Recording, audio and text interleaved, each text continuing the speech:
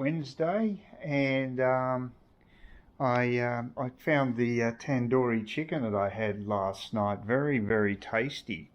Uh, Cost me $18 all up with garlic naan included, so that wasn't too bad because I looked at the menu for other items and they were in the 20s, so that was quite a reasonable.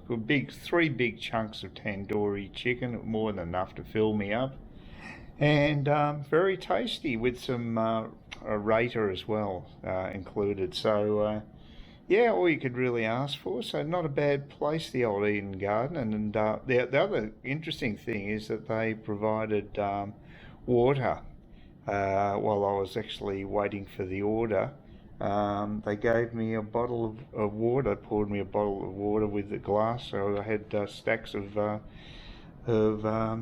liquid available to hydrate after having a bit of a drinking session. So it was perfect. It wasn't very busy, but and I got there probably around 7ish, and but there were a couple of people dining there. The guy got some takeaway, so yeah, it was okay, pretty good, and it was pretty close to where I'm staying. So yeah, I'd recommend it. Quite a nice place. This is Brisbane at night on a Wednesday night.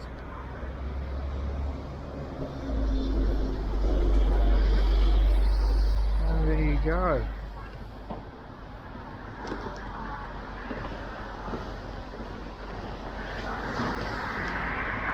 There's the CBD, heading towards South Brisbane down here. There's their Ferris wheel, which is probably working better than the one in Melbourne, which seems to be on the blimp most of the time. But there's a lot of construction happening there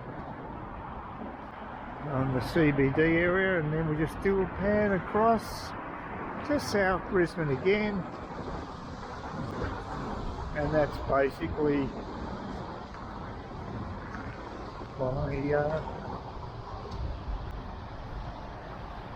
well, it's Thursday, near the end of my trip, my week-long sojourn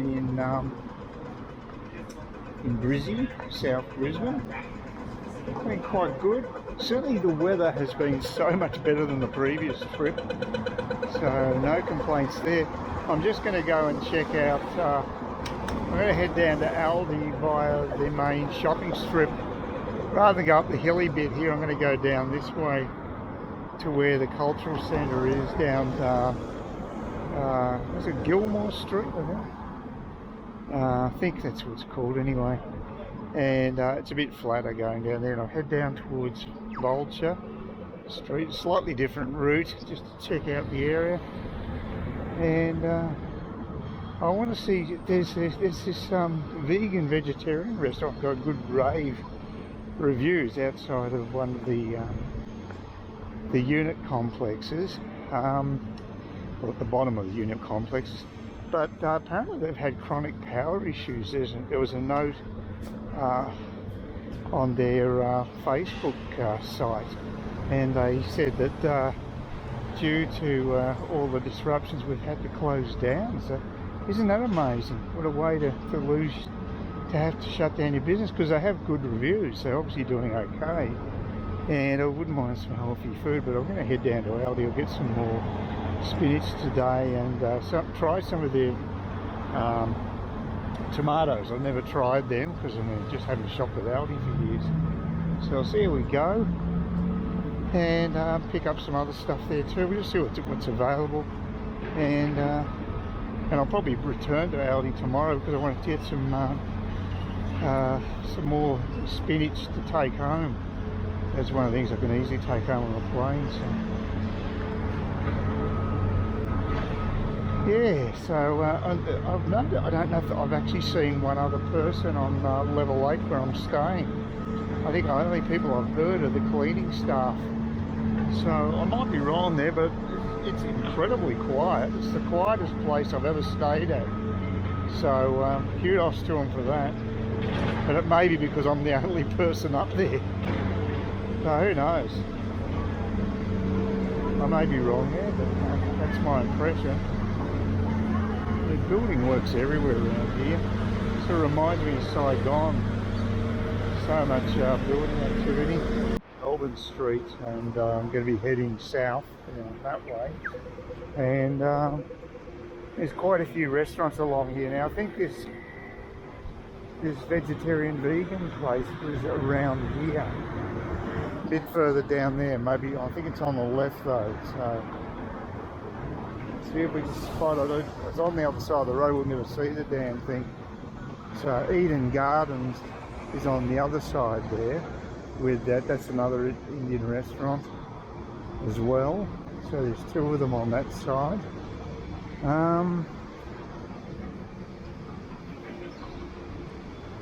Yeah, it's very well serviced for food. Yeah, West End looks like a fairly trendy sort of area, and I've got to do a right-hand turn here into Vulture.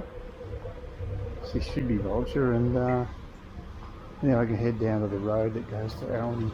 Passing by the West End Coffee House, which seems to be doing pretty good business just back there. And I'm heading now up to that road that connects with Aldi, and I should get more suburban as I get down this road. I think that's the end of the shopping precinct. There's quite a lot of high rises around the area, and definitely a trendy place to be, no doubt about that. Yeah, we'll have another thorough look at Aldi and see what they've got there. That there'll be at least a couple of items I want. I've already gone through the biscuits, or the cake I bought, the chocolate coated fingers. Yeah, a lot of people out and about in Brisbane. So anyway, shouldn't take me too long to get there from here.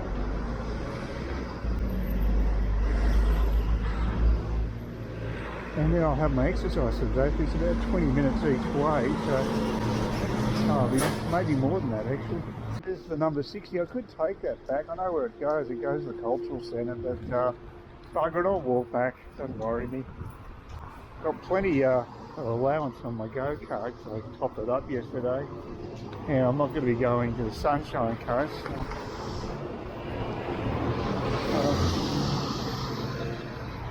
That was a reasonably successful trip to Aldi, except for the fact that some idiot walked into the back. He backed into me in the aisle, so he just walked backwards, straight into me, stepped on me. Oh God, some people, they just got no awareness around them. Yeah, I've got the feta cheese. We'll see how that holds up. The Aldi feta. It was $2.75, traditional Greek style feta, and that's even cheaper than you'll get the Woolworths one. I think Woolworths is about $3, and that's the best I can get in cans. So we'll see how it compares.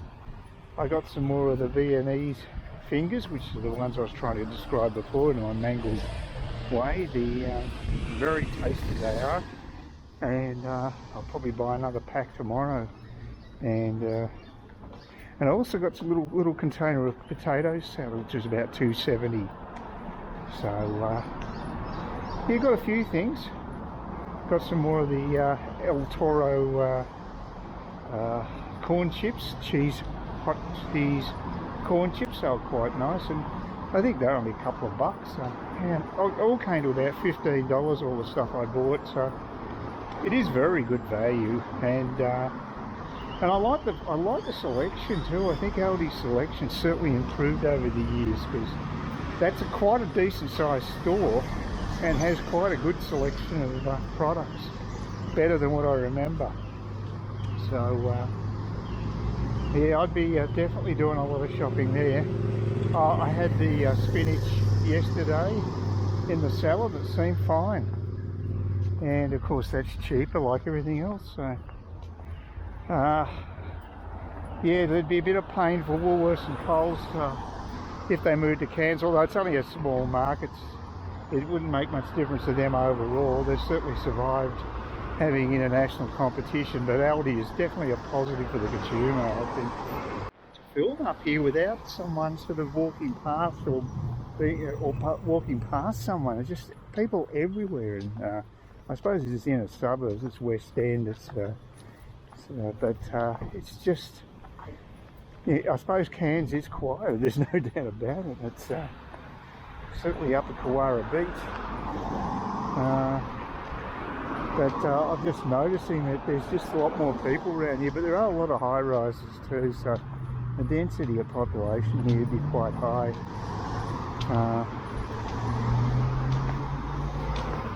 Yeah, you know, I'd like to come back at some stage.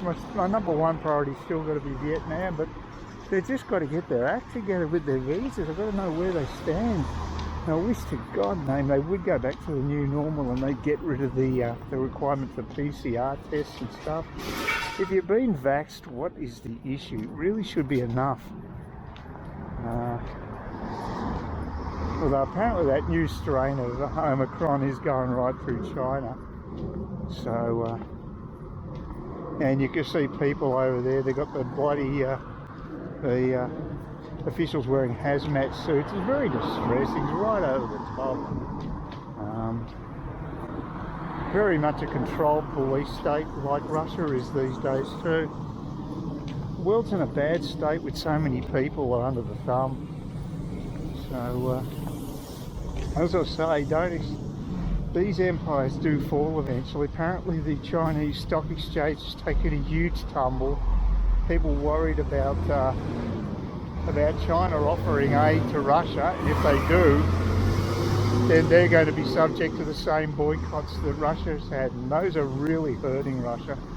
But Putin just doesn't, he's just a stubborn prick, and he's actually insulting the West now. Just calling us names is not the way to get this thing resolved. People are just going to dig their heels in more, and certainly I don't think the Ukrainians are going to roll over anytime soon. But I'll bet you this, the West are going to supply Ukraine with as many arms as they want.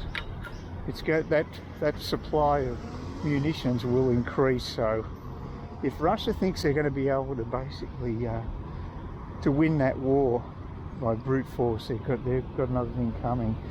The only thing that worked for them would be the nuclear option, then we're all doomed. Please consider subscribing to my channel if you think there's anything there of use to you, or entertainment or whatever. And either do that or give me a thumbs up, or if you're feeling really energetic, do both. That'd be great.